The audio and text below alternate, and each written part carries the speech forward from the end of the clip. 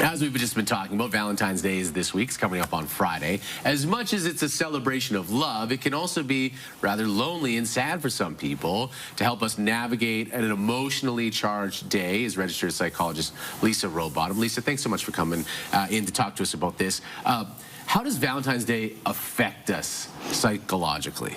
I think it sets us up for, a few different things. One of them is when someone you love is spending so much time and effort on you, it can really get some of those feel-good hormones and chemicals in your body going. So it can, cause people to feel more connected. But also for some people, it can cause some anxiety because what if you don't find that right gift, or what if your plans aren't good enough? And then for other people, it's something that may cause some loneliness and depression if you're single, or if the person that you love is, say, out of the country or away for work or whatever. Yeah, and certainly the pressure can mount up even in a healthy relationship, but then you're like, oh, I don't want to disappoint or anything all of a sudden. So how do we navigate this? What's the best way to sort of avoid any of the pitfalls that are out there?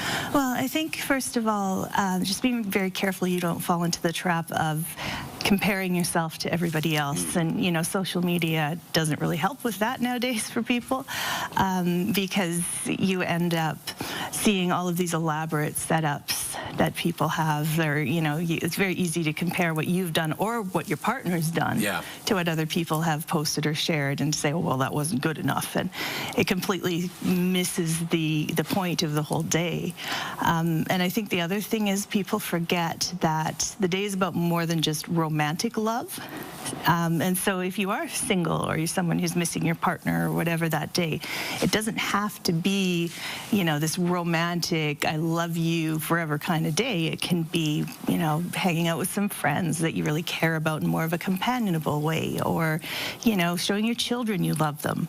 And so I think that, there's many ways to celebrate it. It doesn't have to be the elaborate affair that people kind of conceive of. Yeah, that sounds great. Now, in a healthy relationship, potentially, the pressure and these expectations can get high. I can imagine communication is key on a day like Valentine's Day. Absolutely. I think one of the things I see the most is there are different ways that people tell each other that they love them. And if anybody's read the Love Languages book by Gary Chapman, you can kind of get an idea. And so sometimes people plan something in their love language, the love language of the person giving it, and they'll have these great ideas and they'll think it'd be amazing, but then their partner has a different love language and they're like, well, this is nice, but I really would have liked, maybe if you'd just spent some time with me. So I think really, knowing your partner, knowing what they would like, that shows them that they love you.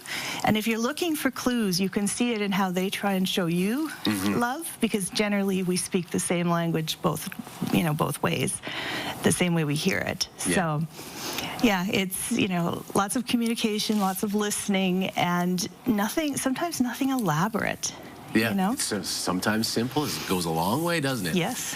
Lisa, thanks so much for your advice. I think this kind of puts everybody at ease and gives them a game plan for coming up on Friday. Always appreciate your advice. If you'd like more from Lisa, she's from Sojourn Psychology. You can go to sojo.ca.